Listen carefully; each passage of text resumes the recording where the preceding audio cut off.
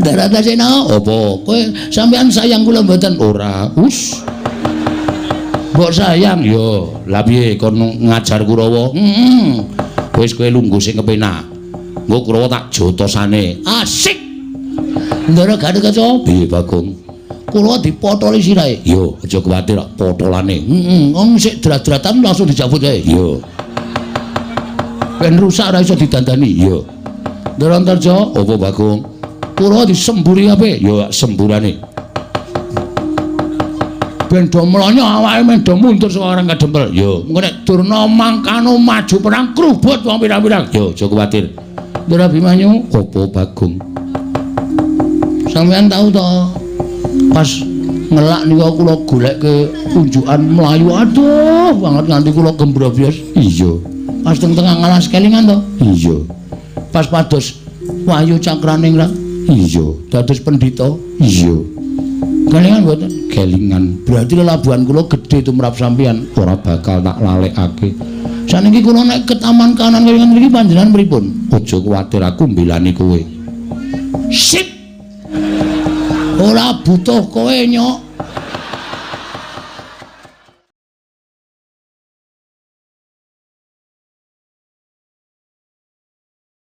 Narendra Mekmarwa sing sang Katrika mulung.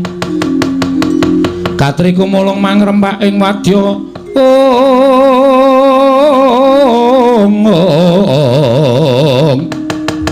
Kordakura reka kiri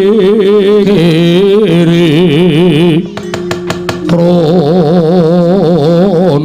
magawe gelarira wang-wang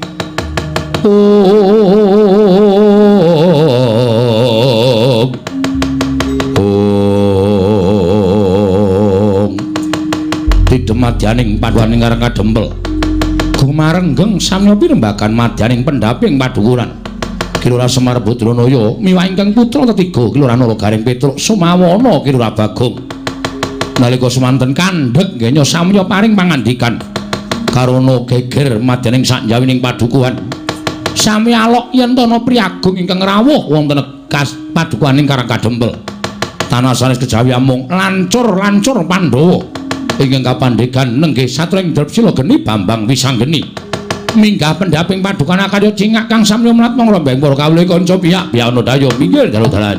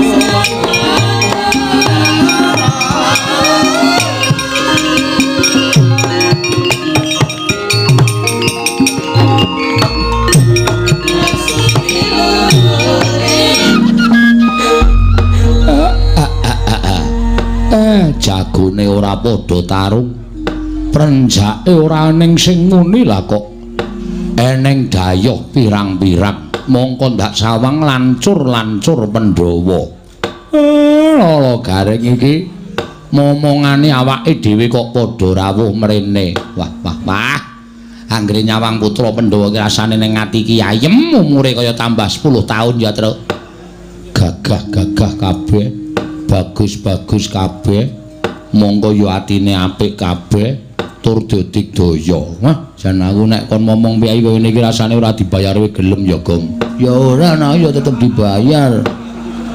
Iki komersil banget kok kowe. Saiki sawangane lho. Nyawang Ndara Wisanggeni atine seneng, Nyawang Ndara Antasena rasane ya marem, Nyawang Ndara Gatotkaca luwe-luwe. Oh, Nyawang Ndara Antarja, Ndara Abimanyu nang semuni lenggah mari kelu ngono kae baguse ora jamak-jamak. Ayo do tiru aku, waduh. Terutama Abimanyu. Ya Abimanyu karo kowe sambung rapete apa? Aku ora ngerti, yen ndek jaman lahir sapa sing ngethok pusere? Sapa? Ndara Werkudara. Lah ya hubungane karo kowe sing gendong pertama kali aku. Weh, ya to. Heeh. Jaman semono kae, mulane ya meh mirip aku. Sing mirip ya apane? Ambegane. Ambegane ya beda, wong iki nek ambegan nek turu kaya tong setan kok. Turu kok tuk cak cak. Ayo jenenge wong iso mangan jengake sawernaing swara ora iso nek ra ana aku. Ha iya. Ngorok ki meng grok ngono kok kowe iso swara banyu, swara wong kentrongan, swara apa-apa kok mlebu. Ayo rekamane apik kok. Nganti aku nek turu jejer kowe iki bingung lho. Iki apa iki? Bare bret. Culing. Mosok nggo culing barang. Kandhani kok. Ha iso tak rekamke ye. Ha iya. Do meneng sik. Malah ngrembug wong ngorok. Ndara wis anggene wilujeng Den. Kakek Semar slamet tekaku kakek. Aku ngaturke bektiku katur ya kakek. Nggih kula tampi dawa sami-sami Ndara Antasena wilujeng Den. Ya kek slamet tekaku. Aku ngaturke bektiku katur ya kek.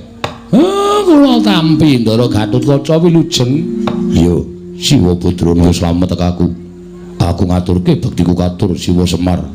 Kula tampi Ndara Antarja wilujeng. Ya Siwa Semar.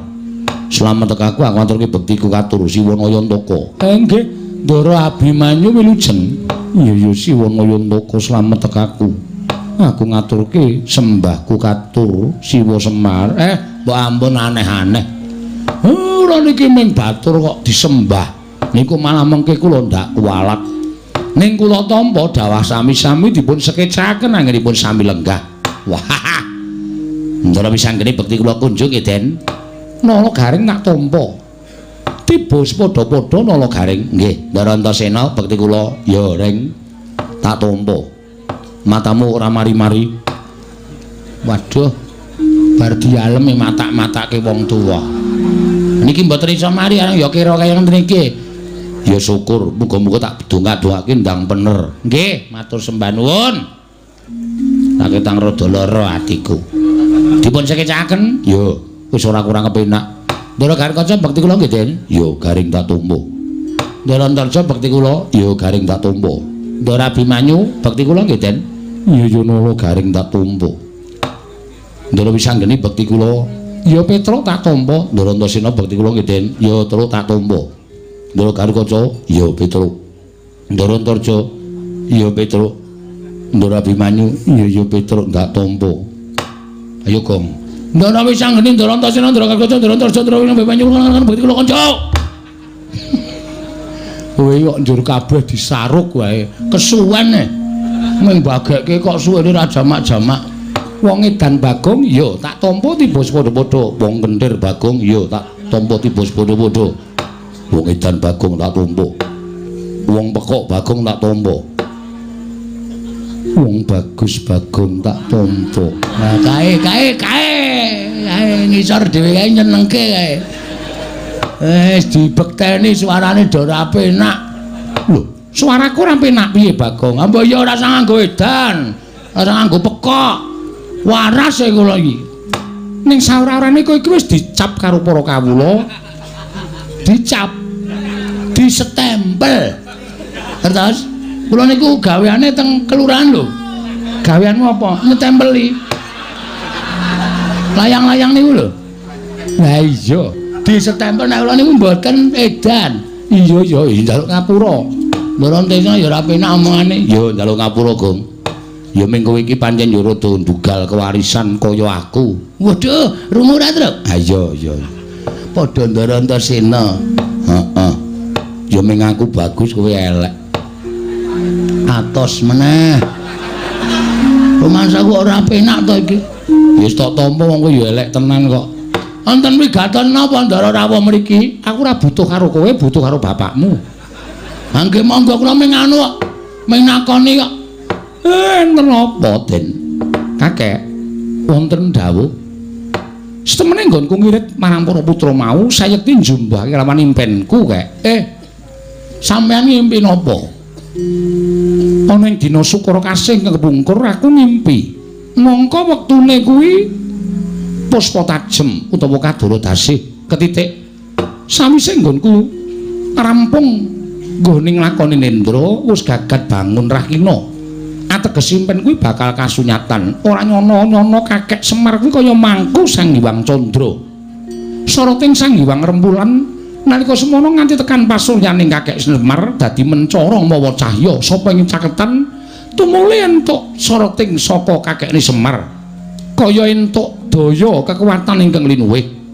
Tumuli aku matur marang Kakangku Antasena, Kakang Garwata lan Kakang Antarja putrine Kakang Abimanyu ndak kanthi sowan mrene ingkang wigati yen pancen kakekne Semar kuwi bakal duwe sedya, duwe gegayuhan, marata aku kandhanana, aku paring ana dawuh.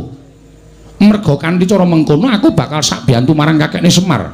Bot repoting kakekne Semar aku bakal bantu marang panjenenganing kakekno Yantaka. Ah. Piye iki? Bloko wae, Pak. Pun, bapak niku sedyane bapak sing mangendikae kali kula diblakake ndara-ndara niki. Sinten ngertos ndara-ndara niku kersa mbiyantu bloko mawon, Pak. Mboten apa-apa, mboten ajeng duka niki anak-anak niku do ngerti kok niki pinter-pinter kok. Kula niki mung prihatin karo kahanan negara Ngamarta. Sampeyan mbok menawa ya prisa. Wong sampeyan niku dadi nom-nomaning negara Ngamarta. Ngamarta niki sakniki akeh wong sing padha regejegan. Ngamarta katone wis ora tentrem, morale kawula Ngamarta wis rusak. Ilang tabeting rasa kamanungsan wekasan nek nganti rusak ing para kawula menika mangke ngembet dhateng negari Ngamarta. Tan wurunga Ngamarta badhe rubuh. Nek Ngamarta rubuh kula sing didukani dening para dewa sebab kula menika minangka dados pamong. Mula kula kepengin bangun kayangan. Lho. Bangun kayangan piye? Bangun kayangan piye, Kek? Bangun kayangan mboten bangun wujuding papan ingkang magrong-magrong kados kayiwangan mboten. Ning bangun morale para kawula, mujudake negara ingkang adil, makmur, warata, tias bagya mulya, mujudake praja ingkang ayem tentrem. Tunggal rasa cipta lan karsa sarta karyane sami-sami pitados dhateng pernataning hukum negara Ngamarta wekasan gesanging para kawula sami majinamatan daya dinayan tetunggalan manunggal sayuk rukun hangangkat derajating praja Ngamarta den jagat Dewa Bathara ya jagat Mahesungkara. Yen to pancen kaya mengkono gegayuhaning kakekne Semar kuwi becik ya ngono to Kakang Antasena. Heeh. Lah terus kersane kakekne Semar kula wau matur kali anak-anak kula. Syarate Pandhawa mundi pustaka Jamus Limasada kedah rawuh mriki sinuwun Ndarawati minangka dadi pujangganing Pandhawa.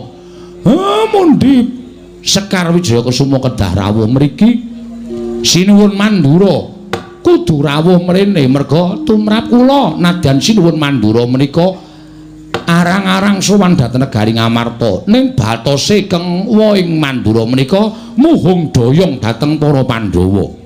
Milandara anak kula gareng kula dawuh supaya mboyong sinuwun Ndarawati, Petruk pun sagu mboyong para Pandhawa, Bagong pun sagu mboyong sinuwun Mandura.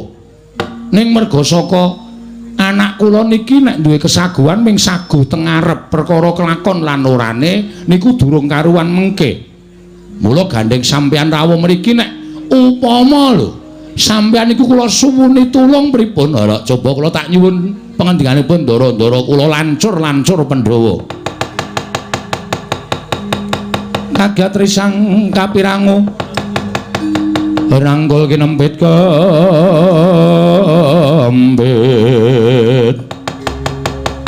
dosang reknaning bawana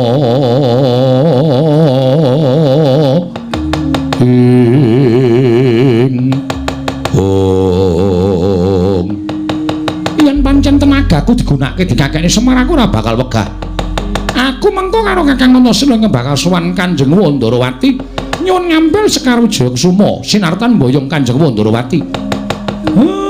Sampeyan kalih Ndara Antasena iya kek. Nah, nek mengke sinuwun Ndarawati mboten purun kuwi ana purba wasis aku sing baku kowe kelakon Kerawan nata Ndrawati apa dene kelakon Mboyong Sekar Wijaya Kusuma? Ah nggih, matur nuwun. Siwa Semar. Nadyan aku bakal budal menawa negara Ngamarta matur Kanjeng Puntadewa. Mboyong marang para Pandhawa sinartanmu di pustaka Jamus Klimasada.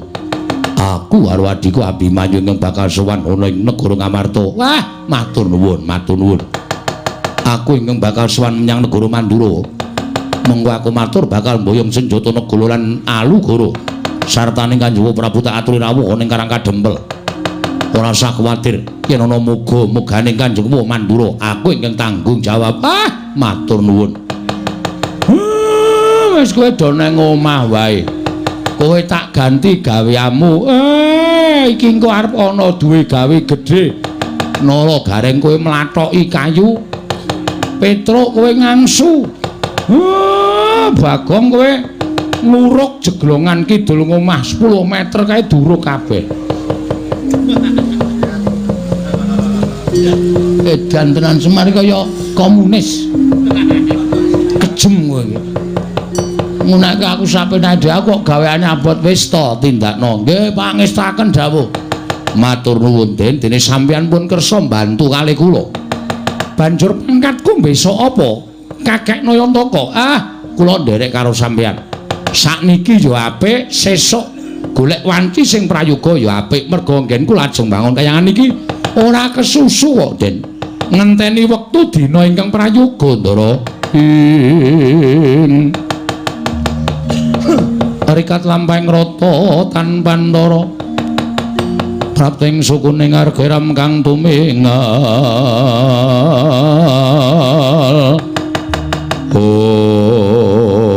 Dereng ngantos parframe Balwacana. Kasarurawipun Begawan Durna, Pandhita ing Sukalima miyak kang jagung sumaya karya kagiat kang samya mulat.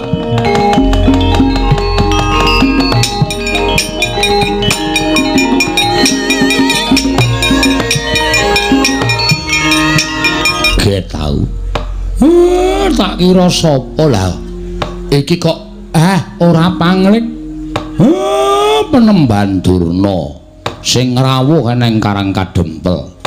Nala Gareng lah kok iki ting jerdul piyayi-piyayi. Waduh. Iki kok malah Penemban Durna ya sowan mrene, Truk. Weh lah kok malah aneh to iki. Iki Penemban Durna kok sowan mrene, Gong. Ah, wis kok klebon penyakit. Penyakit apa? Wis penyakit werna-werna nek kuwi pokoke. Kok iso ngono? Wah. Ketekan putra-putra Pandhawa mau rasane ki anyep-anyes kaya nganggo AC. Bareng ketekan piyai siji kok sumuke pol ya, Tru. Panas suasanane, panas. Ayo ati iki nggawa suasana.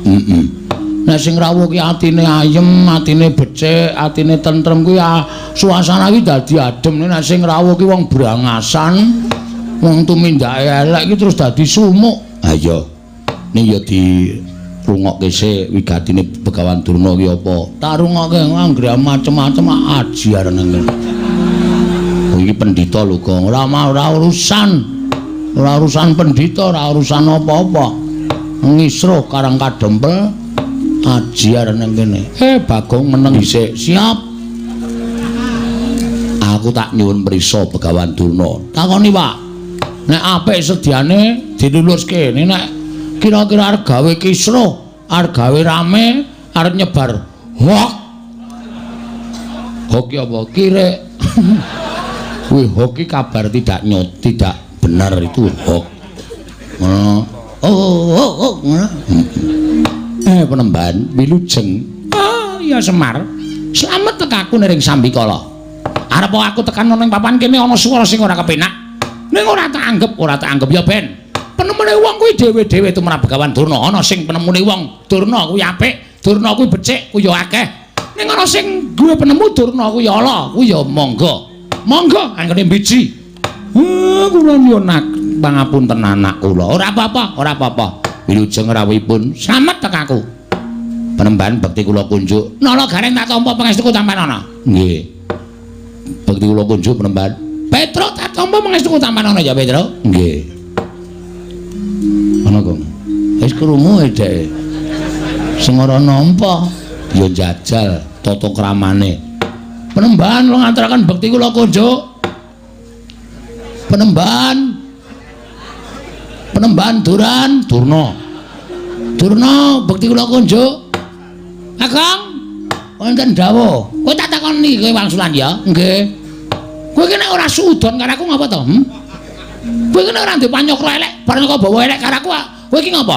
Aku tekan ndi iki wis tok loke sing elek. Aku tekan ndi wis tok anggap penyakit kuwi. Janjane aku ki apa to? Tak takon karo kowe. Lho, sampean niku kok malah takon kali kula. Sampean niku sebagian apa? Sampeyan niku teng pendhita to. Pendhita kok tau nek penyakit. Ha apa ora? Ora ya wis. Rasa digawe sepaneng. Mosok pendhita kok penyakit. Ya, Tru. Kula ya ming sak omong-omong kula kok. Ning suaramu ki nyocok ning ati. Ha endo, aja nganti kecocok. Engko ki ngeyel kok gong pancen. Bekti kula kunjuk, nek wonten lepate nyuwun pangapunten. Tak tampa, pangestuku tampanana. Tak tampa sakarmu ora sakarmu. Ora penak. Ya wis ora tak tampa. Mangke kiriku men totoli pitik. Pangestu kok totoli pitik ora. Iki ngene ya Semar, nggih, pripun? Aku praptane Karang Kadempel, sayekti diutus dening anak Prabu Duryudana. Sampeyan diutusi nuwun Ngastina. Wigatosipun dadya wruhanamu Semar. Yen to kana negara Ngastina saiki lagi nungsang puyang kudel bingung numbuk bentus para kawulane. Merga wis ana sesasi iki negara Ngastina kuwi kaya ketaman pegebluk. Akeh para kawula nging sok lara sore ketiwasan, sore lara esuk nandhang kapralaya. Mongko wis madal saling usada. Wis ora kurang-kurang anak Prabu Duryudana nggone ngrawake para Brahmana winasih sewa sugata menyang para nimpuna supaya nambak rengganing praja panandhening katindakake gagar wigar tenantuk karya. Nalika semana tumuli dawuh kalawan aku supaya aku Mahasing Asamun, Mahasing Asepi Tapa Brata Semedi Maladihening nyuwun palimarmaning para dewa. Jroning aku tapa aku entuk sasmita ing dumeling ana ing Karna. Sasmitaning dewa ingkang tak tampa negara Ngastina bisa maluya nirmala temajati jati temah mulya. Yen ta ora keteng amung sedhela tinenggan dening Semar Badranaya. Mula Semar tumuli aku diutus dening anak Prabu Duryudana supaya sowan ning Karang Kadempel ing wigati mboyong marang kowe. Ayo tak kanthi kowe sowan ning negara Ngastina ora keteng mung sedina rong dina. Kowe mapan ning negara Ngastina mengko yen ta pagebluk mau wis sirep tumuli kowe bali ning Karang Kadempel. Wadene kowe krasa kepenak nggone mapan negara Ngastina. Kowe moh bali marang Karang Kadempel. Ora apa-apa, Semar, ora apa-apa. Malah kepasang Yogya katujuh ing ngenu. Dene kowe gelem mapan ning negara Ngastina. Kowe njaluk apa bakal keturutan. Kowe njaluk pangkat apa bakal kasembadan Semar. Nggih. Mula dina iki setemene aku ora kok sowani jen. Kurawa wis padha mlumpuk nedya mboyong marang kowe. Wis diyasake tandu.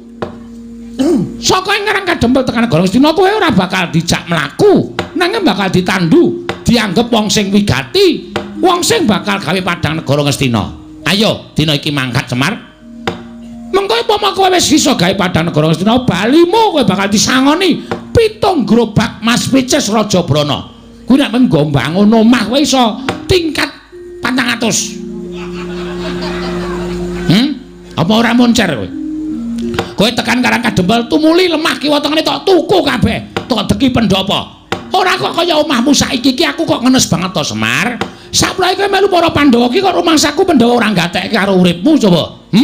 Ya bener omahmu pendopo. Ning kok payone kok ana gendeng, ana seng, ana plastik. Iki pendopo model apa aku tak takon karo kowe. Mongko nalika semana aku sowan mrene iki udakara wis 5 taun kepungkur. Lincakmu ya ora ganti-ganti. Lincak kok campur karo telek pitik. Kowe kuwi abdining Pandhawa. Lah kok uripmu ora mingsra babar blas. Mbok ya golek kamuktening lair to Semar. Golek derajat, golek pangkat, golek brana picis, golek bondo donya dienggo nyukupi marang uripmu ning alam padang. Ning nek kowe gelem sowan ana negara Ngastina, iki bakal malik grembyang amung diutung 3 kedheping paningal. Kowe sowan negara Ngastina 2 dina 3 dina bali dikanteni 7 grobak Mas Picis Raja Brana, mutiara inten jamrut hergeni. Kabeh bakal dipasrahke marang kowe. Tekan Karang Kadempel tok dudah sak karung wae, mongko saben sak grobak isine 40 karung. Kuwi 7 karung. Petungan. Ayo pikirin, apa kowe ora blereng?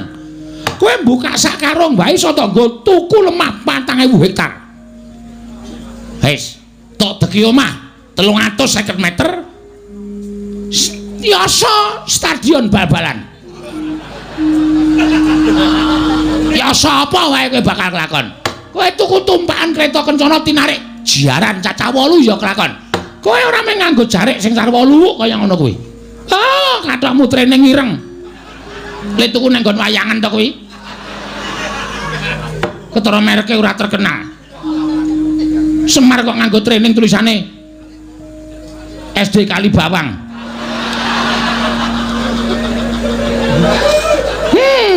Cetone training le ngenehi kowe dum-duman. Sarungmu ya mung sarung luwuk kaya ngono. Kowe suweng ya mung suweng Lombok abang ora ganti-ganti. Kowe sesuk nek wis saka negara Ngastina nganggo suweng sing gedene sak kurungan jago, dumadi saka inten ya iso nganti kewer-kewer kupingmu. Kowe nganggo sarung prada emas ya kelakon. Untumu sing siji kuwi ditretes sinten? Dadi nek guyu mak klop-klop ngono. Apa ora glelek? Ora mung kowe sing sugih, nala gareng Petruk Bagong gawekno omah kabeh. Ora kelong bandamu tak kandhani. Nek isih kurang nyuwuna marang anak Prabu Duryudana, mesti maringi karo kowe, ora bakal wegah. Wong urip ki mboten anu lho, Pak. Mboten napa jenenge iki ngawula bondo donya. Arep kokean bondo donya nek atine ra tentrem ya terus heeh. Nek cara aku mbok wis Pak urip ngenten iki malah kepenak. Ya, Gong. Ya ora ana ya penak sugih. Maksudnya piye to kuwi? Gelem omar. Lho. Ana aku njaluk 2 karung. Tanggone nutup utangku. Terus tanggo yasa omah. Ora apa-apa mung sedeloe kok. Kowe tekan negara Ngastina kok diobongi menyan. Terus kok nek negara Ngastina wis padhang mulai nggawa 7 gerobak. Wah, gleleng, Man. Wis yasa pendopo. Karo yasa sarean sisan nggo kowe. Kuwi lak kurang ajar to. Bapake kok ya, engko nek wong melarat terus dadi sugih iki nyok kaget lho, Truk. Serangan jantung. Ayo, Semar mbuka sak karung biak isine Mas Inten terus nyekeli dadane. Mati. Terus karunge ditumbang 3. 7 karung, ada. Gareng sekarung, kowe sekarung, aku 5 karung. Wah, iki senengane kok arep-arep menang terus ora. Kowe manut ya Semar. Wis kowe mangkat to dina iki. Nek wadene kowe ora gelem mangkat, kowe ora gelem budal ana ing negara Ngastina. Aku diparingi Purbawasesa. Diparingi Purbawasesa dening anak Prabu Duryudana. Dadi aku ning duta kongkonan ning duta ngrampungi karya. Kowe kudu kelakon sowan negara Ngastina. Tinimbangane kawula Ngastina entek mergo ketaman pegebluk. Aku bali marang Praja Ngastina ora gandeng karo tanganmu, ora iso nyowanke karo kowe. Wanter ngendikane anak Prabu Duryudana. Begawan Dura bakal dicopot kelenggane. Yen perlu bakal dikethok gulune dening anak Prabu Duryudana. Mula sowanmu iki mau nyelametke uripku ya Semar, kejaba nyelametke uripku, kowe manut karo aku. Ewadene kowe ora manut karo Begawan Dura, tak kanthi ning Ngastina kowe ora gelem, tinimbangane aku mengko mati dipejahi dening anak Prabu Duryudana. Oh, awula kowe ting tak ruda paripeksa. Kowe sing tak jiat. Nganggo cara kepiye wae kowe kudu tekan negara Ngastina. Bangga, najan kowe mlayu tekan ngendi paman. Kowe bakal tak oyak, tak kanthi menyang negara Ngastina. Yen kowe ora gelem, sing tak katutke dosamu, kawula sakarang kadempel. Tak bumi angus dina iki Semar.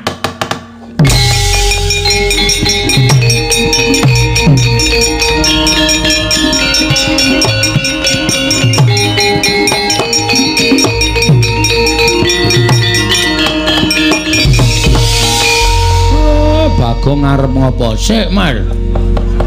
Tenang, Mar. Iya ana kata-katane Durna sing marai atiku merkitik. Merkitik piye?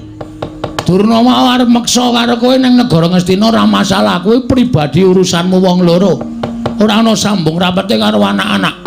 Ora ana sambung rapete karo kawula Karang Kadempel. Ning bareng Durna ngucap, nek Semar ora gelem diboyo ning negara Ngastina, kawula Karang Kadempel arep di bumi angus. Iki nang kene iki sing marai muntap aku, Pek. Pak kok, Pek. Aku muni Pek, Pak. Meng lirik kok krungu ya, Mil. Kowe iki nek omong sok kebablasen ora. Iki sing marai aku ora seneng, iki sing marai aku ora trima. Nek masalah kok diembet-embet karo kawula Sakarang Kadempel. Aku tak takon, kawula salahe apa? Kawula ora ngerti kenthang ki muling lelakon pojok plereting kanan. Kok arep di bumi angus karo Begawan Durna. Ora sadar dhek nek dhek iki omong ning ngarepe ketua pemuda Karangkadempel. Sapa gong ketua pemudane? Aku. Kowe to saiki? Aku saplai menang voli. Wah. Kamu menang voli kok dadi ketuamu gleleng padake toser. Wo. Gaweane ngumpani tak umpani swara semet, tak umpani swara semet. Lho, kok voli kok umpani swara? Dolop kok mingan.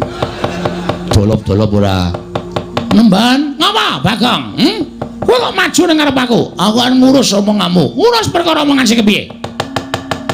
Kowe mau omong muni piye? Lho, kowe kok ora basa karo aku? Oh ya ora penak suarane. Gunane apa aku mbasani pendhita sing ora penak suarane? Kowe sadar ora to? Nganggo jubah putih, kethu putih kuwi pambegane ya putih, resik atimu. Ning sing putih mung jubah karo kethumu, nek atimu letek kowe pendhita ndok basa. Penyakit kowe. Mulane ndi-ndi anggere ning durna geger, ngendi-endi anggere ning durna geger, kowe menghasut dengan kata-kata sing ora bener. Loh. Aku muni piye kok kowe nesu? Kowe mau muni piye? Sing arep tok bumi angus apa? Karangkadempel. Karangkadempel ki masyarakate akeh. Masyarakate Karangkadempel ki pirang-pirang? Ana 1444 kakak. Nek 1444 kakak kuwi tok bumi angus, berarti kowe mateni wong pirang-pirang. Kowe mateni wong pirang-pirang. Kowe jagal menungso kowe, Dur. Hah? Kowe udu pendhita kowe. Kowe pembunuh kowe. Kowe rawangon kowe nganggo sandangan pendhita. Nek boyong semar, aja nyangkut-nyangkut karo masyarakat Karangkadempel. Aku nesu ngene iki ora mbelani bapak. Ning sing tak belani Karangkadempel. Iki bumi wutagetihku. Iki bumi kelahiranku. Bumi yang kaya dengan adat budaya yang ada di Nusantara. Iki ngapa ya Bagong, iki ngapa ya cah edan ora. Nesu kok dadi deklamasi. Berarti nek bumiku iki arep tok ganggu gawe.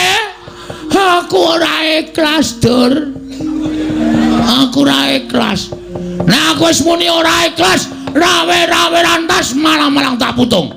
Ora nyawang kowe iki derajate apa? Ora nyawang kowe iki derajate pendhita. Nek mung arep gawe geger, arep gawe rusak, ajange diadane Bagong. Wah, edian Bagong. Ora usah cerewet kowe. Iya. Ajange dadane Bagong. Enteni nang kene. Nang ndi, Gong? Salin. Wah.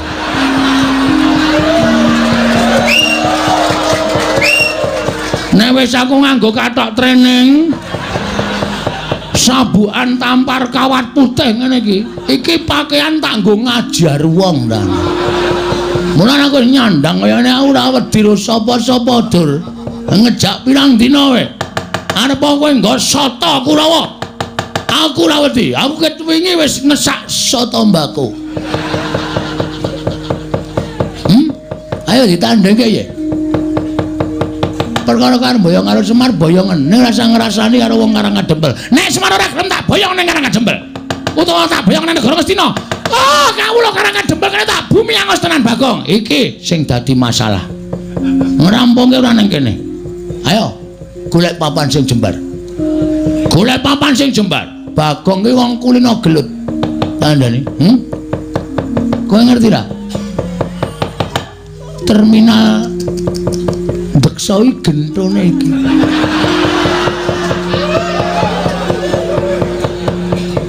Aku nena wis insap. Aku wis ora manggon ning kono mergo aku wis tutuk lekku.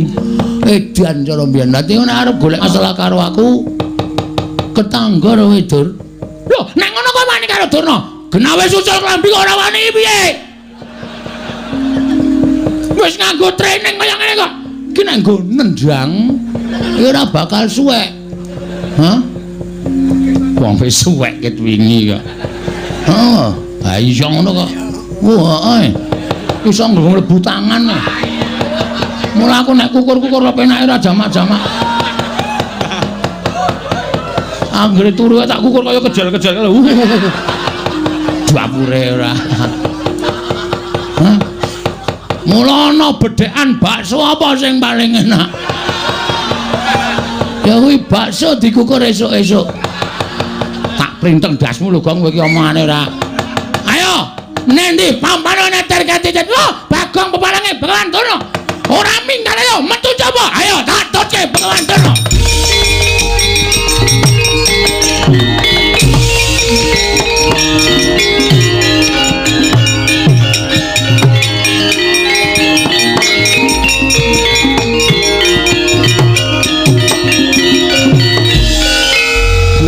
Kisruh sisan. Bocah kok kandan-kandanane angel. Bocah kok semene. Nah ndedelke BH.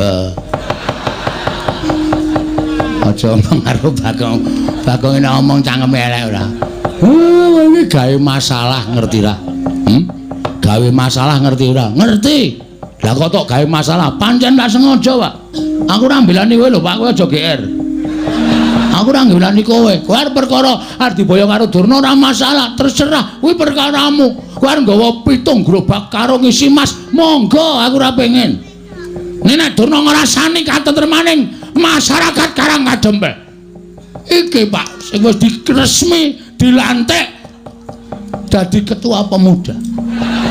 Iki dadi kewajibanku tentrem lan orane desa. Kuwi nang pundhake para nom-noman, ora kok malah nom-nomane padha teler-teleran.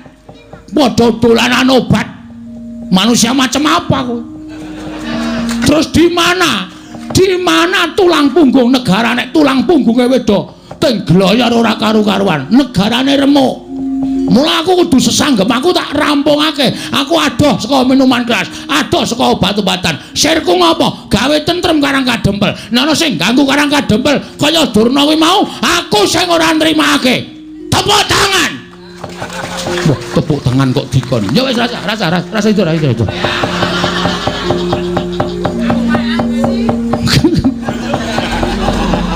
Dek, bocah kok senengane gawe heboh lho. Heboh nek ora heboh ora dadi senengi. Aku dadi kangeni mayang sewengi ra metu Bagonge ditakokke. Ayo. Ngerol e. Ha wis kono nek nandangi Durna nek ditandangi. Lho. Aja sik ngewangi sapa? Lah wong sing nantang kowe kok njaluk diwangi. Truk. Ngewangi ora kowe? Aku ora ndek masalah apa-apa kok. Aku ono dirampungke dhewe. Aku le ngoyo perang Rukurawa ming nglabuhi lambemu mbok yo men. Reng kowe ora ngewangi aku apa? Lho, ngapa aku ora ndek masalah apa-apa kok? Ya wis, oke. Kowe ngono saiki karo aku. Ora masalah. Dikira aku terus ming semendhe karo kekuatanmu apa, Truk? Dumaku anake Semar sing dhuwur dhewe, sing jangkae amba dhewe, sing kekuatane gedhe dhewe. Kowe tak suwuni tulung nyingkirke memala Karangkadempele wangsulamu kaya ngono. Oke. Tak titani omonganmu esuk sore iki. Asli aku tak titani. Wah, anggere kowe njaluk tulung, Gong. Iki, Gong. Tak preke mingan. Wis ora sambung kowe aku. Gus, apa? Sampeyan sayang mboten karo kula? Lho, kowe iki abdiku, Bagong. Monggo kowe abdi sing paling nyenengke. Ngamarta ki nek ora ana kowe ming ana Gareng karo Petruk karo bapakmu ki ora gayeng. Ning nek ana kowe dadi gayenge ora jamak-jamak. Ngamarta dadi kaya kebak kabagian. Betul. Terus mengenai hal seperti ini sing endi? Durna niki wau lho. Pun kula tantange. Sing nantang Durna sapa kula? Sampeyan prisa to? Iya, aku ngerti. Lah terus napa sampeyan mboten ngewangi kula? Lho, Bagong, kowe arep gelut karo Durna to? Nggih. Aja kuwatir, aku sing ngrampungi. Kok ndur ngambung barang. Saking seneng kowe. Daratasena apa? Kowe sampean sayang kula mboten? Ora. Mbok sayang yo. Lah piye kon ngajar Kurawa? Wis kowe lungguh sing kepenak. Engko Kurawa tak jotosane. Asik. Ndara Gatotkaca. Piye Bagong? Kula dipotoli sirahe. Yo, aja kuwatir potolane. Wong sik drat-dratan langsung dicabut ae. Yo. Ben rusak ora iso didandani. Yo.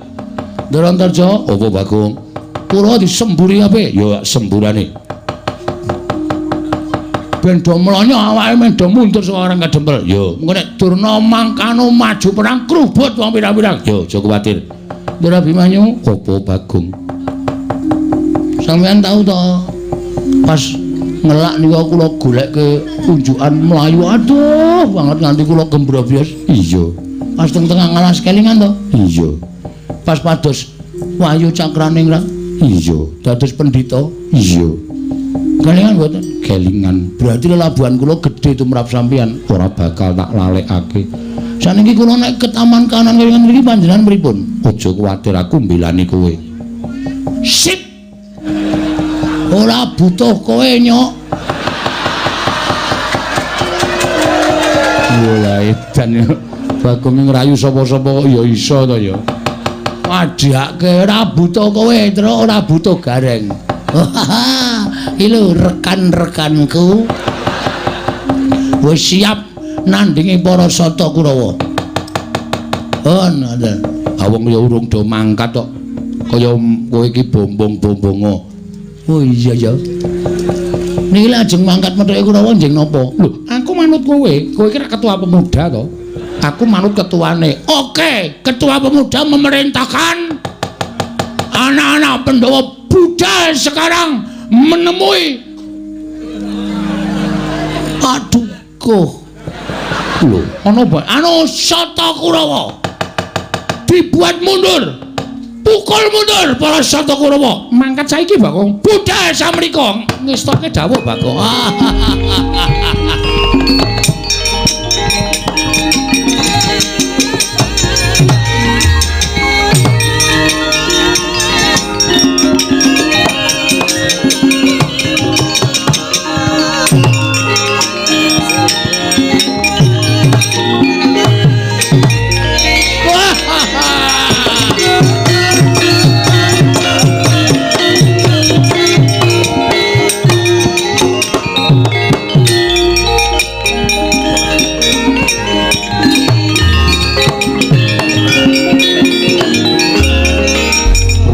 Kaya uncek kene kok ndeleng rasa.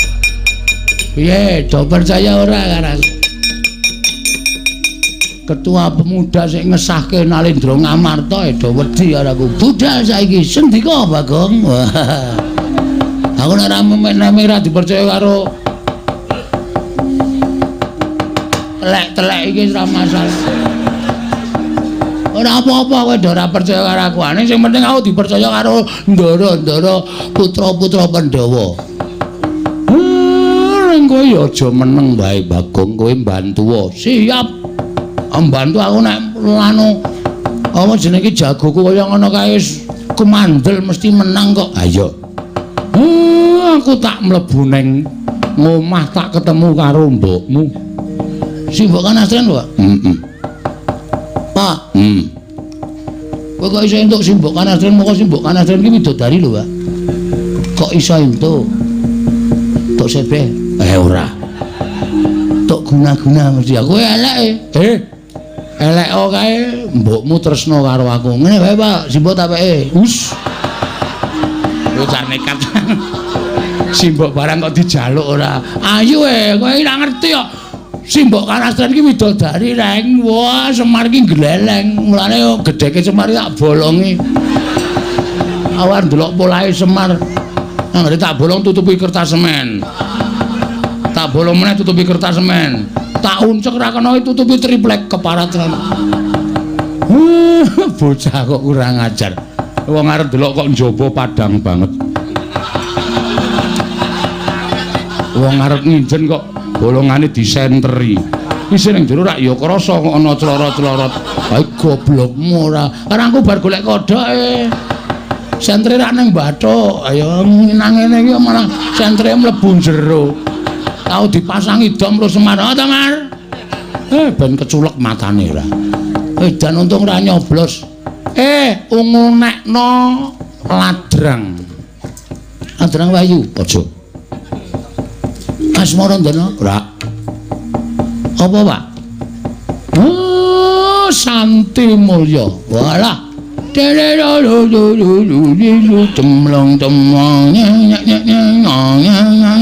Sarung jagung kuwi. Sarung jagung. Oh ya Santi Mulya mangga. Kanca-kanca pengrawit saking Karang Kadempel, Bapak ajeng ketemu kalih Simbok Kanastren. Dipuniringi Santi Mulya. Monggo dados la ilaha tak plathuk ndiasmu kurang ajar ora menenge Gong ya ayo monggo aja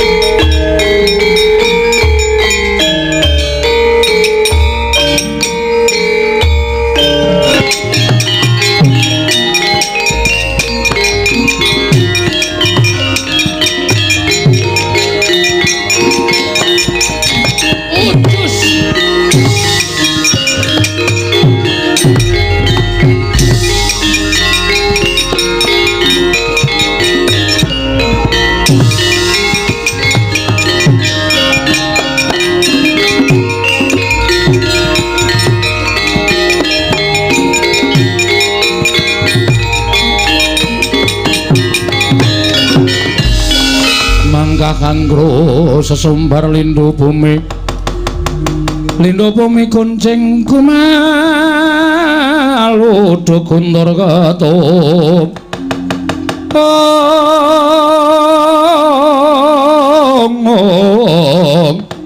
lumembak penyugang kumambang dosang Wisnu Bathara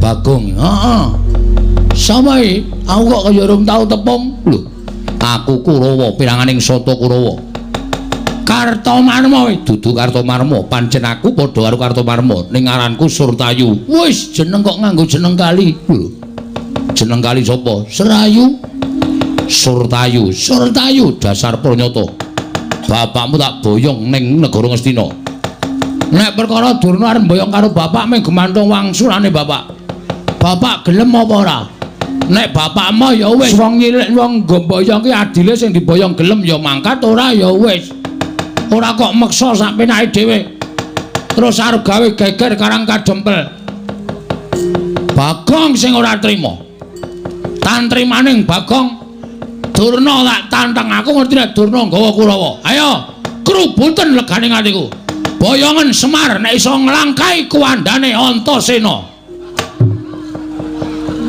ngapae aku sing tok ajokke sampean iki ajeng ngewangi kula mboten ngewangi kowe aming ditantangke kok nesu lan iki wong tuwa dikeplak salah kok omongane ting clemong sak penake dhewe pun pokoke sampean siap begitu niki wani sikat yo karo ketua pemuda ora kena ngayel iya nyepelekke ora iki jagoku lho Antasena heeh Pakde aku sing ngewangi Siwa Badranaya ya kakekne Semar.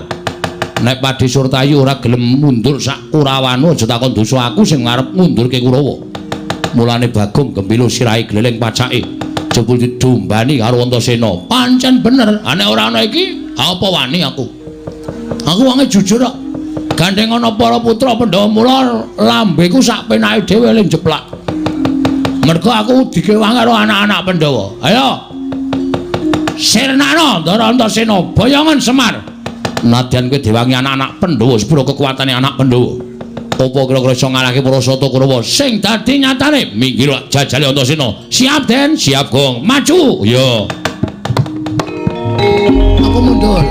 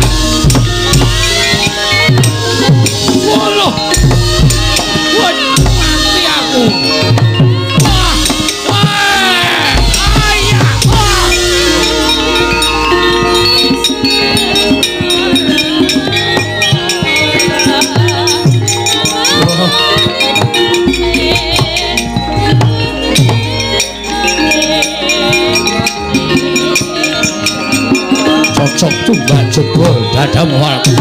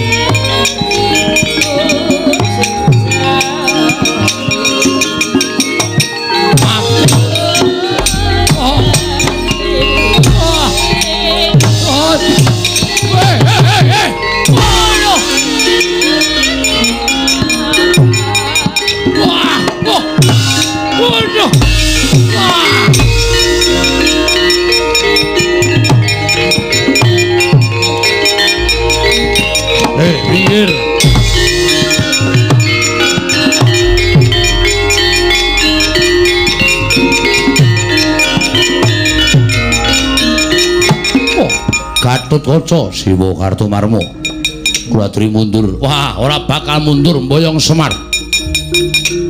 Bari baksa kula wantun kaliyan panjenengan. Ayo, ungano dadamu. Kula aturi majeng Siwa Kartomarma mati dening aku.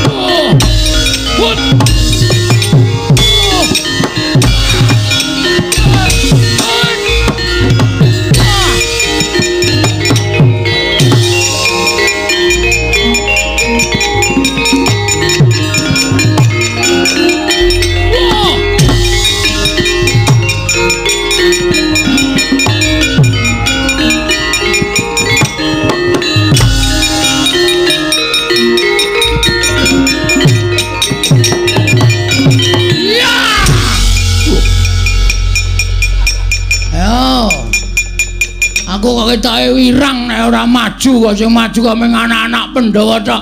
Padahal iki Karang Kadempel, bumi wutah getihku. Ora pangling iki, Satama. Edian ora basa karo piyayi. Basa apa? Awan basani kowe ya. Dhuwur aku derajate karo kowe. Lho, kowe batur. Aja disawang lair, Mas. Kowe ketoke piyayi ning nuwun sewu. Metu saka weteng apa kowe? Hah? Wong tuaku pendhita. Bapakku pendhita, ibuku widodari. Widodari ning keleke papat. Lho, keleke papat piye? Kowe darang ngerti critane kok. Kowe iki anak jaran mo. Wis. Ora watun iso ngucap. Kowe aja ngene karo Satama.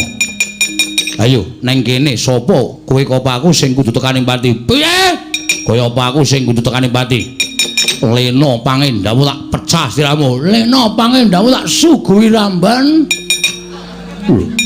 Tanahi dedak kowe mesti doko. Ha ta? Kuwi pangananmu to? Ora.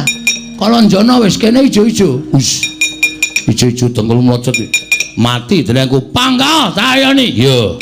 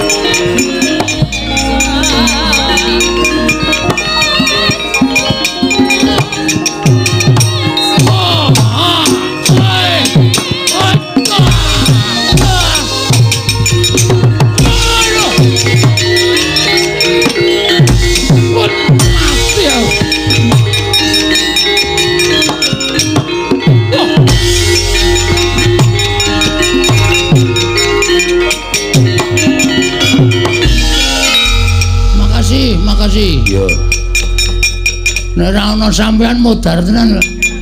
Kita arep melu perang bola angel nggih perang niku nggih. Lah kok kita kaya mencolot-mencolot. Orang kula niku mung guru senam e. Dadi sane mung mencolot-mencolot nek kon ngantem ora iso blas. Pengen iso perang? Pengen iso perang? Pengen. Ngamuk tak bantu. Serius? Iya. Ya ora mung omong kosong lho, ora. Tak bantu. Carane aku mancing ning awakmu. Tenane? Tenan. Metu ngendi? Metu cangkem? Ora sedeng. Napa iki? Niki ciut ning sok amba barang. Dengkulmu mlocot ora. Ngampet-ambegan. Mancing ning awak mau. Nggih.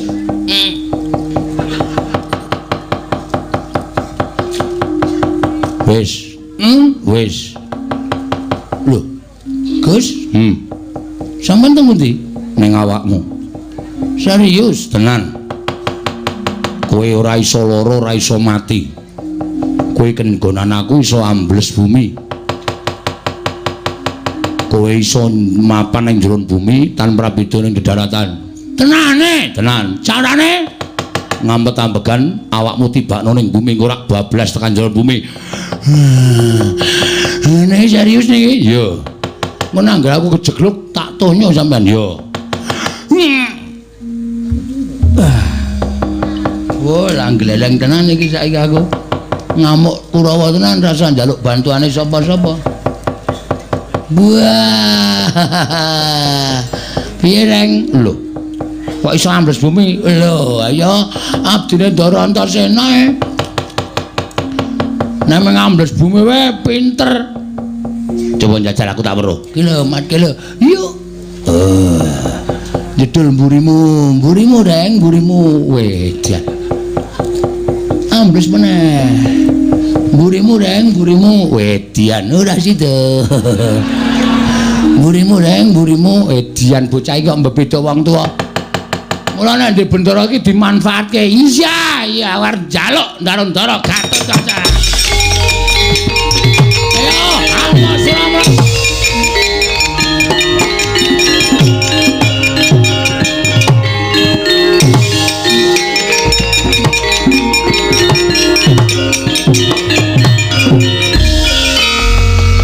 Nolo garing nggih.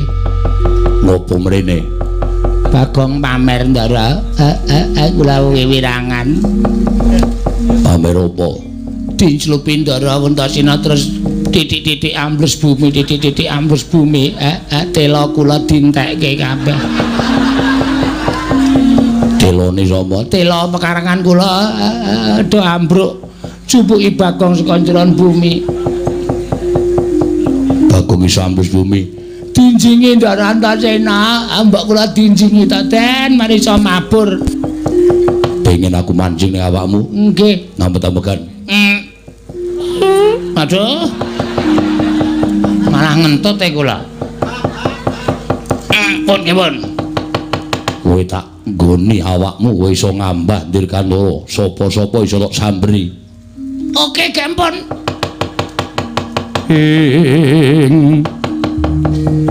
Irikata Dyan Gatotkaca tinon mapak Karkasuta. Mpun Den, wis. Kun mancing teng awak. Wis. Carane mabur sikile gedruke ping 3. Kowe bakal ngambah Dirgantara. Biar kowe wer. Ketok tak potol ndasmu kowe. Wajake wis sing rumasane sing iso ampuh ki mung kowe tok. Wah, merdeka tenan iki. Wah, geleleng tenan. Ayo, Kurawamu, Suramarta, Jawa, cangkingi siramu kabeh kowe.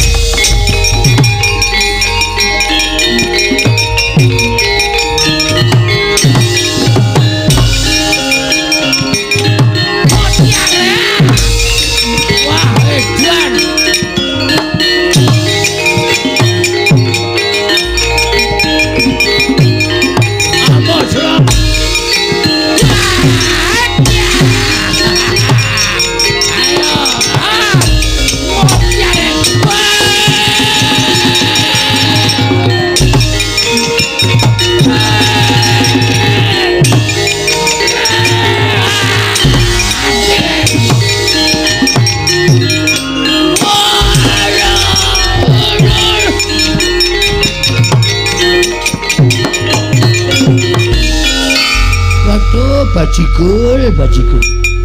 Wah, cilaka iki. Apa ora kowe Durmagati kowe? Tak tancepke lemah kowe. Mati dereng aku Kurawa kok glelenge karepe dhewe. Kowe tak plinteng dasmu lho, Reng. Konjur aku ditimblas-timblis wae. Wong loro digdaya tenan iki, Gong. Ya, kowe iso ambles bumi, aku iso ngambah ndir Gantara. Ayo, arep ngapa kowe? Waduh, Durmagati lolos. Waduh, kok mak slep kok ya penak banget ya Bagong ki ya. Kaya ora ana ganjelan sithik remandlep ngono. Jan kaya ora ana gregel-gregel sithik. Kaya mak slep ngono lho, penak banget ngono lho. Edan anak. Rumansa kok kaya ning banyu. Aspalatos barang kok ya. Iso slap-slap.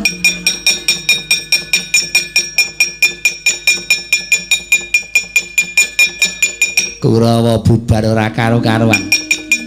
Ming mungsuh Panakawan kok sapenake dhewe. Oh, Kurawa nggedabiah kok kian cacah ngrebdo tanpa guna. Ming mungsuh Panakawane kok bubar ora karo-karuan iki arep menang karo sapa to, Le? Aku iki umun karo kowe. Kartomarma Surtayu Durmagati mungsuh karo Bagong karo Gareng kok mundur ki. Mongko Kadhangnata apa ora jeneng mirang-mirangke. Selamat malam.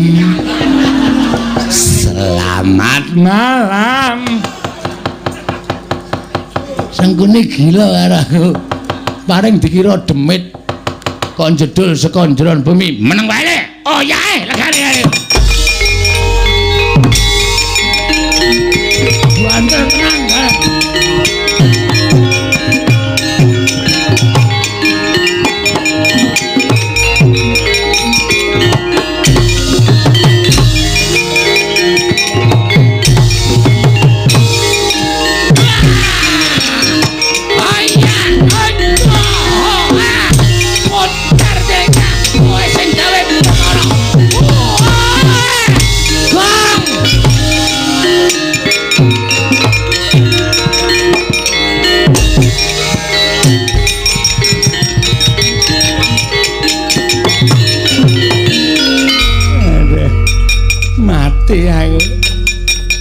mati aku Sambata.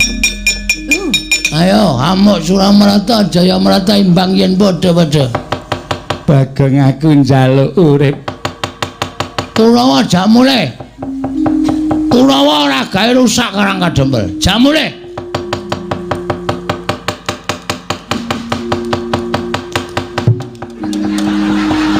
Lak tonya lho, Reng. Meduni nang isor nggo pencokan sirah. Sorry. Ayo Karang rum tau landing. Nun ngapura kaya. Ki sing dadi tok sumbering perkara wis kecekel. Heeh. Kapake Reng. Bondo wae. Terus tangane dibondo, sikile dibondo, klikarke ning aspalan. Kowe golek beras sak gegem, heeh. Aku tak golek pitik sak oke-oke. Beras diwur-wurke nang mripate Sengkuni, pitik diculke ora nata limatane Sengkuni. Aja, urung entuk pitike. Kok geger to ya? Aduh Bagong, aku njaluk ngapura. Mesake kuwi jenenge niksa. Ya nek Sengkuni mati namung picak. Rame dadi tukang pijet to. Ha iya. Sakit to? Ngene wae, golek gerobak loro, terus gulu taleni gerobak kon mlaku ngalor, sikil taleni gerobak kon mlaku ngidul. Engko ora pedhuat wetenge. Aduh. Aja Bagong. Gerobake lagi nggo ngusung damen. Kowe santai wae. Aduh mati aku. Aku tak nggawa Kurawa mulih ning aja mbok siksa. Mulih. Ora mulih ditanono kowe. Iki aku nek wis nesu ngene iki aku gelem ambles bumi, kowe tak pendhem urip-uripan ning bumi modal lho Sengkuni. Iya aku tak bati.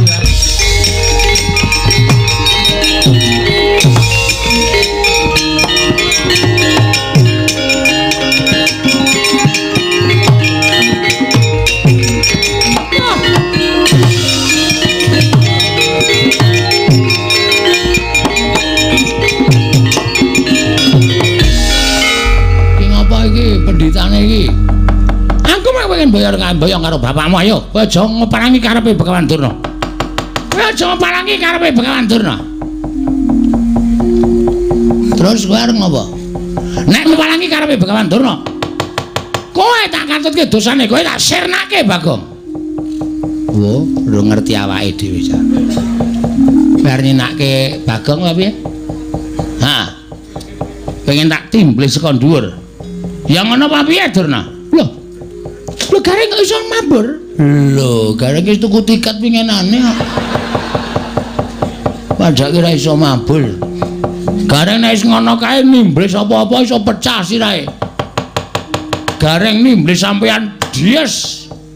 Sampean pecah sirahe glecak. Aku saka njeron bumi. Slep. Halo. Kita ketoke ndase tok. Ndase tak ketoke, awake tak klelepke.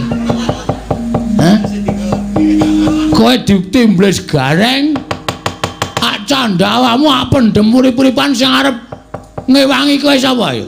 Hah? Loh, kowe sambles bumi cetha yen kowe kenjingan Antasena. Pancen iya, mula aku digdaya. Tamana cundha maneh ning nganti aku tekan ning pati meguru karo kowe.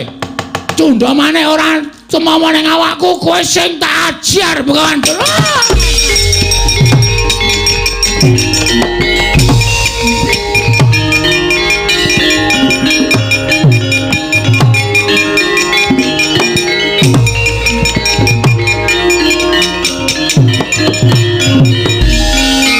Suwun nggih, Den. Ya. Padha-padha. Ning telane gareng balekke. Ajeng kula nganu kebaan rondo e. Kebaan rondo ki rak ya golek nganggo dhuwitmu dhewe ora kok ambles bumi kok nyasaki pekarangane gareng. Balekke, nek ora tok balekke aku moh. Kowe tak pidana engko. Nggih, mengentuk sithik kok. Sithik apa ning katok gedabel ngono kok. Karang kula lebokke sak barang e. Gongnon. Kurawa wis mundur. Nggih. Bapakmu kon tekan kene. Terus wigatine apa sing diperintahke bapakmu bakal dilaksanakan dening anak-anak Pandhawa. Oh nggih, Mir. Setan. Mbok yo sing sopan karo bapakne marmir. Timbali Ndara Antasena. Nendi? Kae nang pelataran kae Andragal Kaca Ndaratarja sing arep tok jibah, tok wenehi tugas. Ana didhawuhi ngundhak aku wong tuwa ora kene do nekoso malah cenguk-cenguk. Semuri reseka balik titiyane kandayane.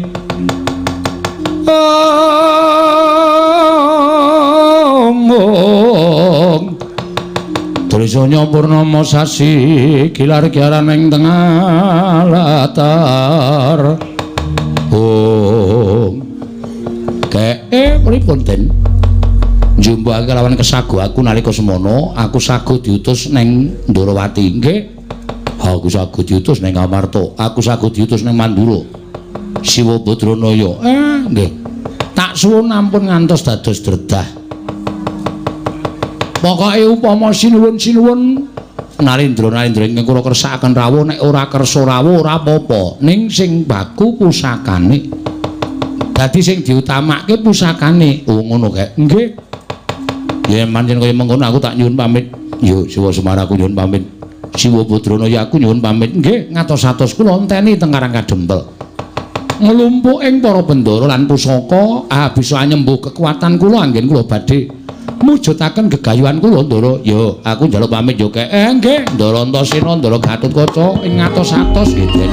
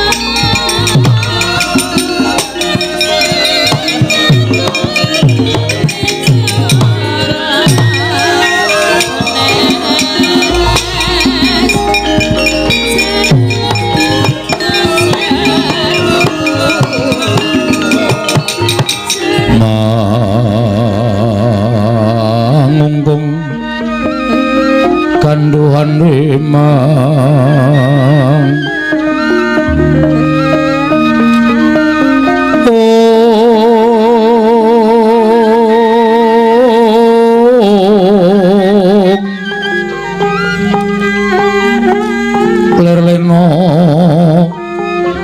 tanpa kanen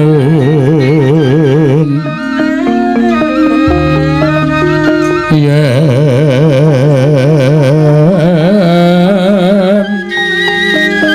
tan dosa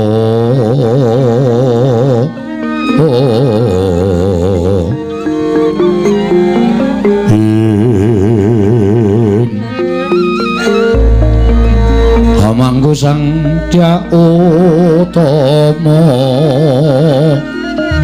Nalendra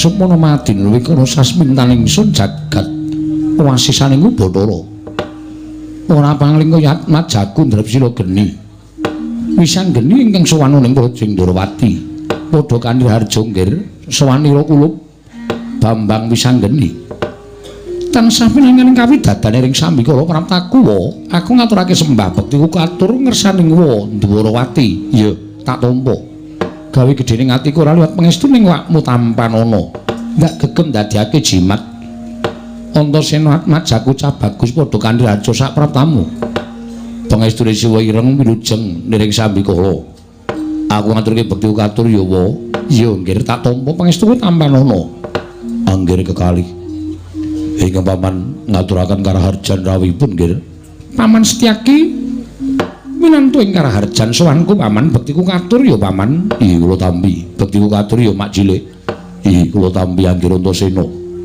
dipun sekecaken anggenipun sami lenggah wonten ing datul ya Projing Ndrawati ya mak cilik kaya wis ora kurang prayoga Wisanggeni ana mari gawe apa dene sira sowan mongko tanpa tinimbalan mara gage matura yen pancen sowanmu iki saka pribadimu dhewe matur ingkang terwaca nanging mentana ingkang utus sira diutus sapa kulup Ama Ireng Atmat Jaku Ndrapsila geni kepiye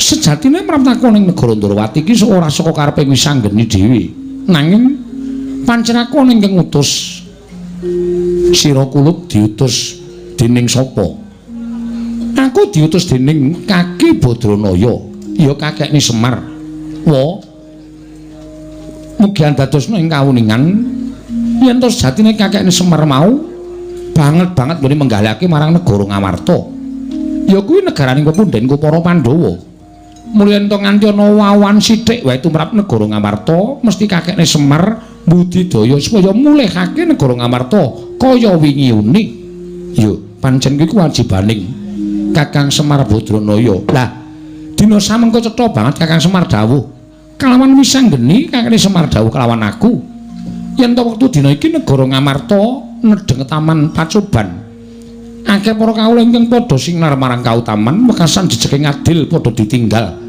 pernataning hukum negara ora padha dipaelu wekasan padha ngudel bingung numbuk bentus sakarepe dhewe mula kakekne Semar bakal duwe gawe ya kuwi mbangun kayangan dudu kok wujuding wangunan ingkang magrong-magrong ingkang tanpa beda kaya wangunaning kayangan kuwi ora nanging pengen mujudake negara Ngamarta kuwi uriping para kawula embane kaya ning kayuwangan kebak ing katentreman kebak ing karukunan lan kabungan ora ana rasa cedha cinedha ora ana rasa cacat cinacat lan ora ana rasa regejegan anane amung sarwa tentrem suka raharja kepengin diwujudake ana ing negara Ngamarta nanging ana syarat-syaratane ya kuwi kudu nampa rawuh ing pusaka Ndrawati ya ing winastan Sekar Wijaya Kesuma mula gandeng kakekne Semar kuwi piyaying wis keladuk yuswa Mula tumuli wis anggeni nyaguhi marang apa kang dadi dawuhing Kakekne Semar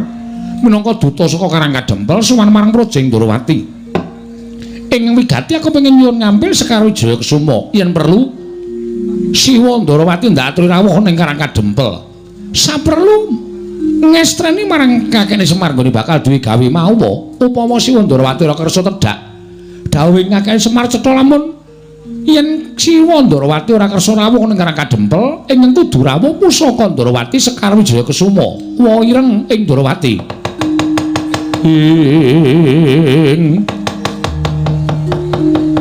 Kemejot patoning latinetra kocak ngondarandir idemnya mangolon saka wadanari romberaneng. Oh kuseta lah kok dadi Semar pengen bangun kayangan kuwi apa pancen wis dibeto nganggo naring keganep yen perkara Semar nggone bakal bangun negara Ngamarta kuwi pun wa sarujuk pun wa mathuk nanging ora usah nganggo tembung bangun kayangan sabab tan wurunga lamun kapireng dening para Jawata Kakang Semar bakal nampa pidana saka para dewa.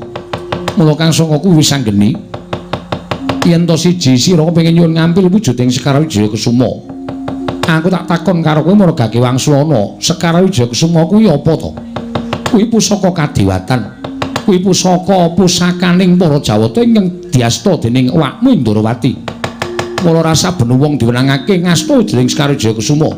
Apa meneh amung derajating Kakang Semar Badranaya.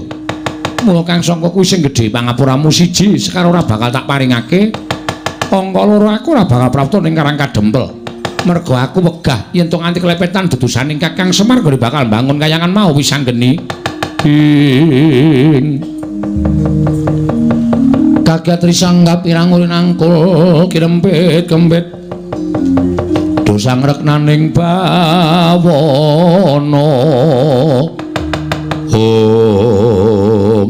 Dik wis anggeni wis didapuk minangka dadi juru wicara wondene aku ingkang eksekusi. Lho. Tembungmu ki apa? Tegese aku sing tumandang karya. Nek Pakdhe ora maringake Sekar Wijaya Kusuma diboyong marang Karangkadempel, tegese Pakdhe ora njurung marang kersaning Kakekne Semar nggone bakal bangun kayangan negara Ngamarta. Tegese Pakdhe mentala marang kacintrakaning negara Ngamarta, Pakdhe seneng yen to negara Ngamarta bakal rubuh. Merga kawulane padha nungsang kuyang kudel bingung numbuk bentuk sakarepe dhewe. Mula yen to nganti Pakdhe ngiklasake kaya ngono aku sing ora trima. Saiki ngene, Pakdhe gelem nyumaring ngampil apa ora? Lho. Lah kok dadi kowe sugal ucapmu Antasena? Sugal wae. Sampeyan men disuwuni ngampil Sekar Wijaya Kusuma ora diparingake kok dadak nganggo tata krama. Aku ki wakmu Ndorowati wis ngerti. Apa kaya ngono kuwi wak abon. Sampeyan ki wakku Ndorowati. Nek sampeyan ngregani karo rembunge wis anggeni mesti maringake wujuding Sekar Wijaya Kusuma. Nek Siwa Ndorowati ora maringake rawe-rawe rantas malang-malang putung. Kok sik to? Tembungmu kuwi kok nantang karo wakmu Ndorowati. Tembung rawe-rawe rantas malang-malang putung iki tegese kowe arep wani karo wakmu Ndorowati. Paripaksa kudu wani. Nek Siwa ora maringake ngampil aja takon dosa. Aku wani karo Siwa Ndorowati, Pakdhe Kresna.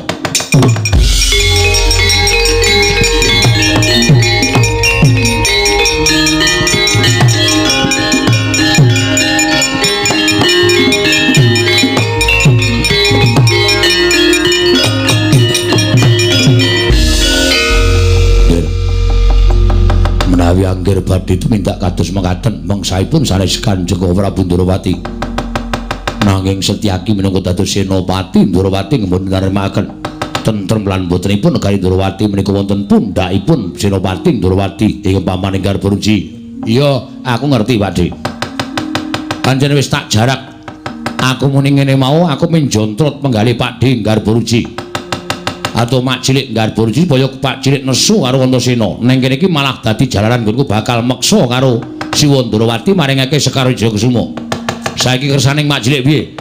Menawi angger sampun boten dipun nemutaken kepareng waksa kula mentala kalian panjenengan. Nek pancen mentala pampane ora ning kene mak cilik. Ayo metu Jawa ditaker Antasena karo Sencaki menang endi? Kula aturi jalan Jawi kene.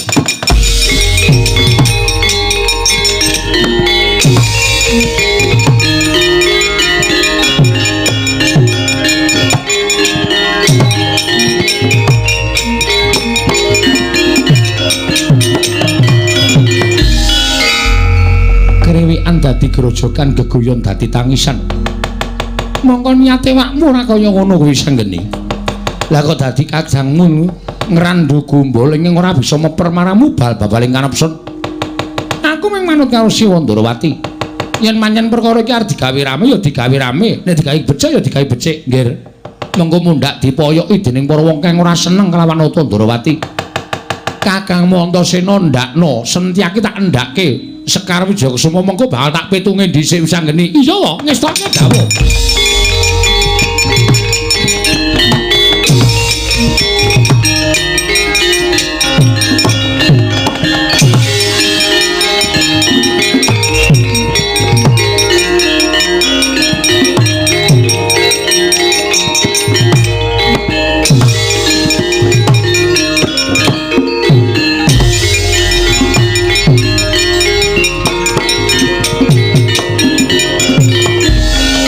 Keperanggul mungguing ayuda kemapak bawatnya bentar bawatnya bentar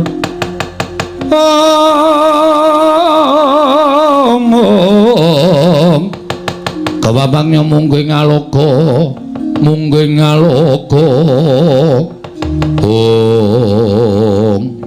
neng kene saiki ditemtokke Antasena karo Majelis Setyaki iki kekuatane menang endi? Janjanipun kula melas kalian panjenengan. Aja melas, Majelis, aja melas. Wong isa depan-depan ngene iki aja nurun duwe rasa melas. Mengko ndalik tumandang ora lahir batin. Ketokno kasudibianmu aku ya tak ngetoke kasudibianku.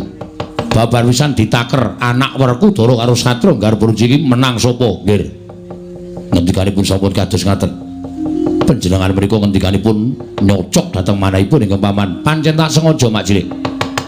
Nek ora ngono ndak ora dadi perang. Malah saiki diseksekke para kawula sanegara Ndarawati. Antasena karo Sentyaki iki menang endi? Nuwun sapunten, pancen ora kena digawe becik.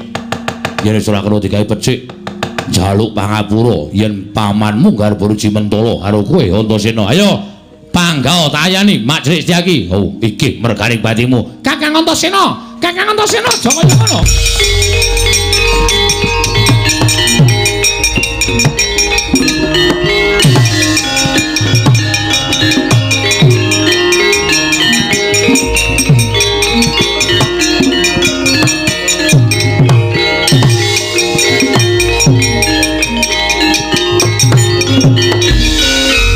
Kakang Antasena sabar.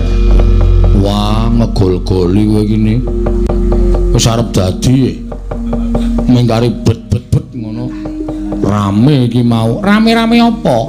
Iki ki makmu cilik, makmu kiper kuwi. Makmu cilik. Kowe iki omongane kok kaya bocah enom to. Iki aja nganti tok waneni ndak ora prayoga, ya mung arep jajal. Ora kena jajal-jajalan. Jajal kok ora tuku. Kuwi lah senengane kowe iki senengane kok. Kowe tak tabuk sisan. Setyaki wonten dawuh. Siramen nganggo tirtaning kesabaran. Nggih. Siramen nganggo tirtaning kesabaran. Nggih, setaken. Aja nganti kesusu mengko ndak ora prayoga. Antasena kuwi anakmu, nanging suwantenipun sampun nyocok dhateng manah kula. Cah nom ora ngerti tata krama karo wong tuwa arepane. Nek kandhani ora dijempalani ndak metuman wae. Iya, aku percaya. Kowe mesti iso nyempalani Antasena ning urung kaluwan kara, ya to Ni? Iya. Urung karuan kala sing dadi nyatane jadiane jajal nek iki kose wis ora padha gelut to aku wegah nek kaya ngene iki Antasena piye Sekar Wijayakusuma tak paringake lah rak ngono ket mau lak malah ora geger to Pak Dik mau nek wis paringake mau malah ora gayeng kaya ngene iki wis to gawanen nang aku mengko uga bakal prapta ning Karang Kadempel. Aku arep nekseni kaya ngopo to Kakang Semar kok bakal mbangun kayangan Guru Ngamarta. Ya. Mergo aku percaya karo Kakang Semar iku ora bakal tau goro karo sapa wae. Aku ingin tanggung jawab po. Ya, bisa ngene tampan ono. Sawise mbok tampani kowe bali marang Karang Kadempel. Engko ora suwe aku mesti bakal budal marang Karang Kadempel. Ngaturake panuwun po. Sekar Wijayakusuma boyo ngendhisik mung aku nututi. Iya, Siwa Ndarawati ngestake dawuh.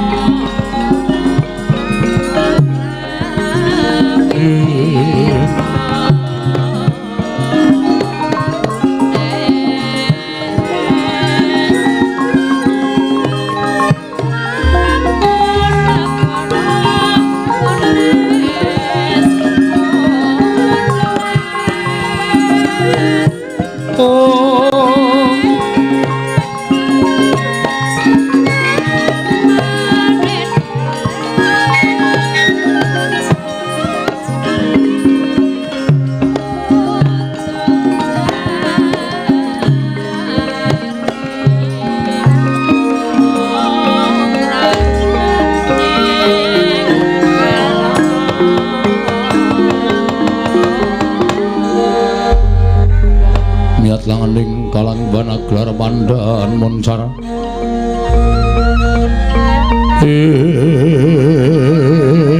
non lir kekonan surung sorotekan badan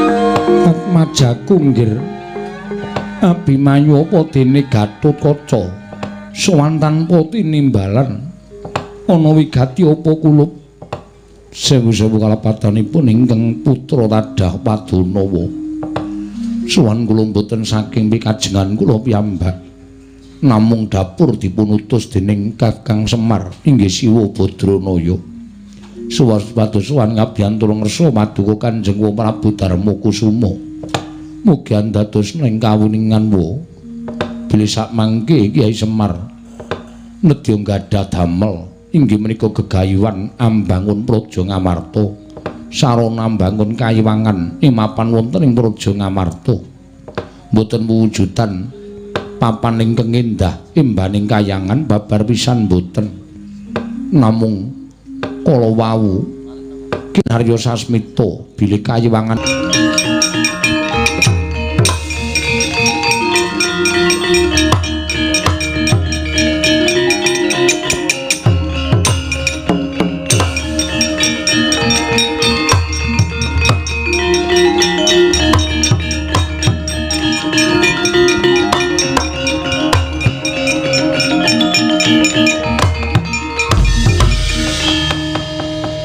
Umikun sing langit kelap-kelapaton lirkin saking risang mawe gandrung ing Antarja nggih kasinggihan kula ingkang sowan kula ngaturaken bekti kula kunjuk ya tak tampa gawe gedhening ati ora liwat pangestu ning Wakming Mandura Tampanono kula pendhingga jimat paripin dayaning kasantosan eneng apa kowe sowane negara Mandura mugi dados ning kawuningan sowan kula mboten saking pingajengan kula piyambak namung dapur dipun utus dening Siwa Semar Badranaya.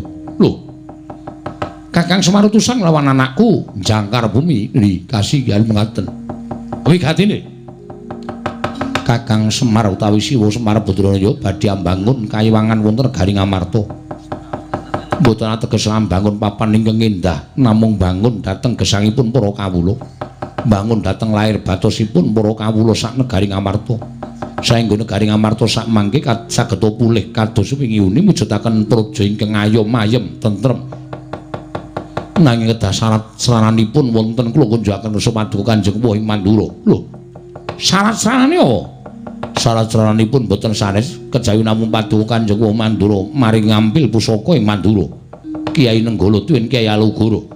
Sak mangke parenga badhe kula boyong wonten ing Karang Kadempel. Lho.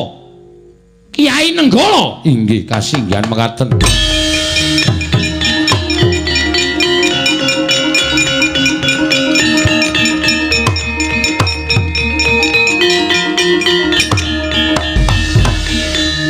Antarja. Yen mesine kowe ngerti Kyai Nenggala Kyai Alugara kuwi duwe pusaka bain-bain. Kuwi pusaka kadiwatan. Lah kok dadi Kakang Semar bakal mboyong wujuding Kyai Nenggala lan Alugara dadi sarana sarasrana bangun kayangan negara Ngamarta. Apa ora melek mripatmu? Kyai Lugoro kuwi pancen iso tok gawa, iso tok boyong. Ning nek Kyai Lugoro utawa Kyai Nenggala kuwi mapan ana ing sak njabaning daging, sak jeroning kulit. Kuwi ora iso digawa dening sapa wae. Kedah saged kula boyong po. Nek aku ora entuk, kula kedah meksa lan paduka Kanjeng Prabu Mandura. Piye? Kula kedah meksa dhateng Kanjeng Prabu Mandura kemareng maring ngampil pusaka kalih. Kowe arep meksa karo Baladewa ya? Kowe arep meksa karo Baladewa? Yen ngono kowe wani karo wakmu Mandura. Mboten ateges wantun, nanging menawi kula wangsul mboten pikantuk damel, ateges kula badhe dipun paidu dening Siwa Semar Badranaya. Sampun mboten wonten giranipun kula jejer satriya, teka kula sampun sagah nanging mboten kababar dados pakarti. Yen ngono karo wani karo Baladewa, nyuwun pangapunten, iblis lanat bayi iki sore.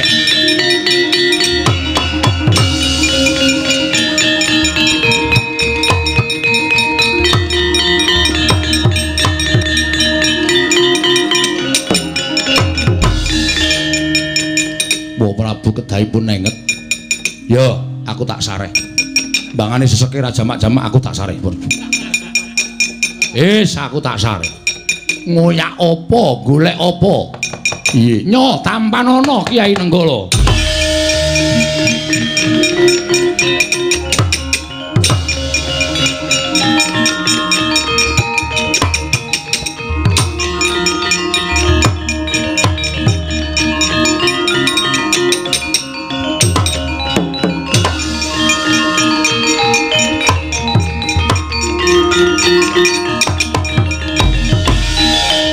Koko Prabu, nggih, kula kanthi wonten ing arah kadempel ya. Ayo Kresna tak tutke.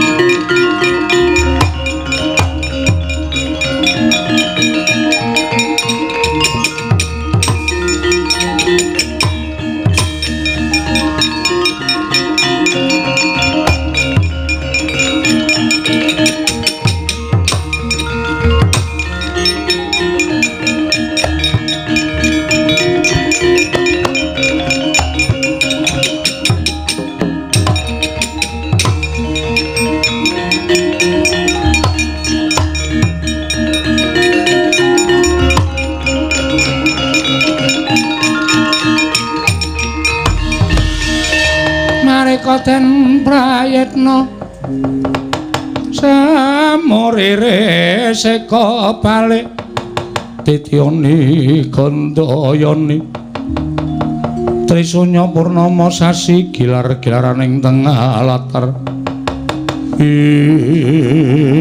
Kakang Semar apa niati Kakang Semar pancen wis kaya diaturake dening atmajaku kabeh yo Kakang Semar Kakang Semar apa pancen kaya mengkono? Den. Napa sing kula lakoni niku mboten kula kok pribadi dhewe sing ngrasake. Mboten kula dhewe sing ngrasake. Ning niki kanggo kabeh, kanggo bebrayat, utamane bebrayat negara Ngamarta. Kula nyawang negari kula, lah kok wis ora kaya mbiyen. Katone wis ora tentrem, katone wis mboten jenjem. Kawulane padha nggugu karepe dhewe, sithik-sithik gegeran. Ana perkara sithik digawe rame, ana perkara sing sepele digawe ora tentrem kahanane. kanan sing kaya ngoten kula niku ngrasakake. Nek kawula ngamarta wis koncatan rasa kamanungsan mula kudu dibalekake. Negari Ngamarta niku dados negari songsong agunging para kawula.